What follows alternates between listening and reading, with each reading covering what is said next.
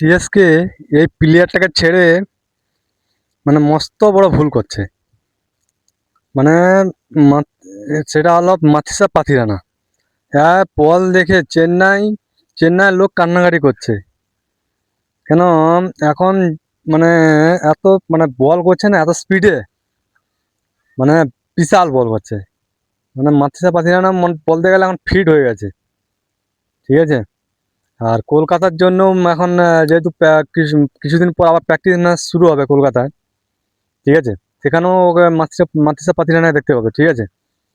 মানে একটা কথা কি এখানে, আমাদের যে মালিঙ্গার মতো যে মাথিসা পাথিরানা, এ যদি ফিট থাকে না, তাহলে আমাদের কলকাতার জন্য একটা সুখবর। কেন ও একলাই কাঁপিয়ে দিবে, ঠিক আছে। মানে সব থেকে বড় ভুল করছে চেন্নাই ওকে ছেড়ে। যা হোক, এবছর তাকে কলকাতা নিয়ে নিয়েছে। তো আগের বছর অতটা ফিট ছিল না, এবছর দেখা যাক। এমনিতে তো দেখা যাচ্ছে ও ভালো এখন মানে বল করছে গতিবেগে, ঠিক আছে।